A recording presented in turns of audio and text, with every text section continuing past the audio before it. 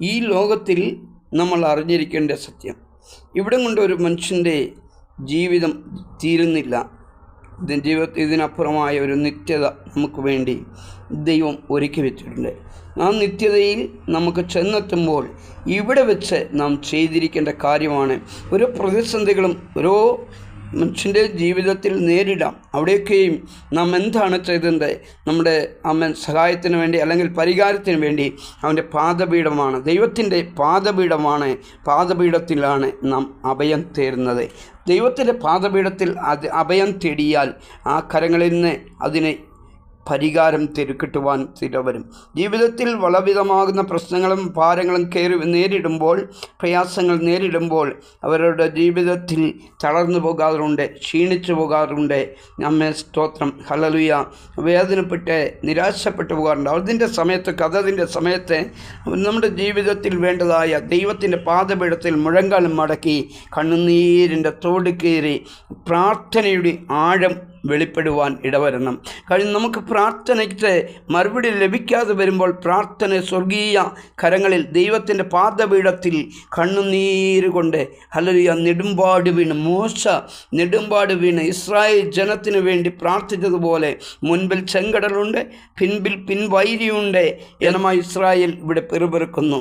ഞങ്ങളെ മിസ്രൈമിൽ ശവക്കുഴി ഇല്ലാഞ്ഞിട്ടാണോ കൊണ്ടുവന്നിരിക്കുന്നത്? ചോദിക്കുന്ന ചോദ്യത്തിൻ്റെ ചിന്തകളിൽ മോശയുടെ കാതുകളിൽ മോശ സൗമ്യതയോടെ അവിടെ നെടുമ്പാട് വീണ് ദൈവസന്നിധിയിൽ പ്രാർത്ഥിക്കുവാൻ ഇടവന്ന് മോശയുടെ കണ്ണുനീരും പ്രാർത്ഥനയുടെയും മുമ്പിലെ സ്വർഗത്തിലെ ദൈവം ഇങ്ങനെ ചോദിച്ചു, മോശ നീ എന്തിനാ കരയുന്നത്?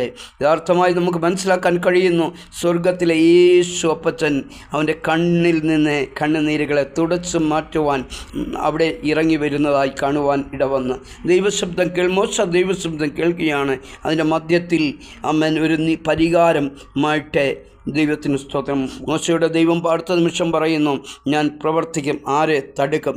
ആർക്കും പ്രവർത്തിക്കാൻ കഴിയാത്ത ദൈവത്തിൻ്റെ കരം അവിടെ വെളിപ്പെട്ട് വരുവാൻ ഇടവന്ന്.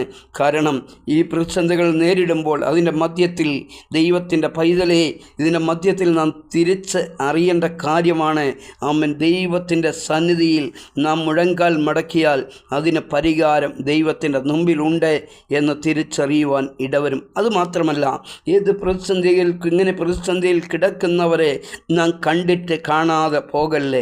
ഈ ലോകത്തിൽ ചില രോഗികളായി കിടക്കുന്നവരെ കാണുവാൻ ഇടവരും. നമുക്കറിയാം, വേദപുസ്തകത്തിൽ ലേഖ്യൻ്റെ കണ്ണിൽ കാണാത്തത്, ഒരു പുരോഹിതൻ്റെ കണ്ണിൽ കാണാത്തത് ഒരു സമരക്കാരൻ്റെ കണ്ണിൽ കാണുവാൻ ഇടവന്നു. ദൈവത്തിന് സ്തോത്രം. ചില രോഗികളായി തളർന്നു കിടക്കുമ്പോൾ അവരെ ഇറങ്ങിച്ചെന്ന് കരം കൊടുത്ത് അവർക്ക് വേണ്ടി സഹകരണങ്ങളെ, അവരുടെ ആവശ്യങ്ങളെ ഇന്നതെന്ന് തിരിച്ചറിഞ്ഞ് അവർക്ക് വേണ്ടി ഇടിവിൽ നിന്ന് പ്രാർത്ഥിക്കണമെങ്കിൽ പ്രാർത്ഥിച്ച്, അല്ലെങ്കിൽ അവരുടെ സഹകരണമെങ്കിൽ പൗദ്യമായി നമ്മുടെ കരങ്ങളിൽ ഉള്ളത് തുറന്ന് അവർക്ക് കൊടുക്കുകയും അവരെ സ്നേഹിക്കുകയും അവരുടെ മുറിവുകൾ ആഴത്തിലുള്ള മുറിവാണെങ്കിൽ, മുറിവേറ്റ് കിടക്കുന്ന മുറിവാണെങ്കിൽ നമ്മുടെ വാക്കുകൾ കൊണ്ട് അവരെ മുറിപ്പെടുത്താതെ ആ സാഹചര്യത്തിൽ അവരെ താങ്ങുകയും അവരെ രക്ഷപ്പെടുത്തുകയും ചെയ്യുവാൻ ഇടവരണം. എന്നാൽ മാത്രമാണ് സ്വർഗത്തിലെ ദൈവത്തിൻ്റെ മുമ്പിൽ നമ്മുടെ നമ്മുടെ വിഷയങ്ങൾക്ക് ഒരു പരിഹാരം കണ്ടെത്തുവാൻ ഇടവരുന്നത്. കർത്താവ് ഇങ്ങനെ പറഞ്ഞു, ഇതൊക്കെ നമ്മൾ മറ്റുള്ളവർക്ക് വേണ്ടി ചെയ്യുമ്പോൾ ദൈവത്തിന് സ്തോത്രം, കർത്താവിന് വേണ്ടിയാണ് ചെയ്യുന്നത്.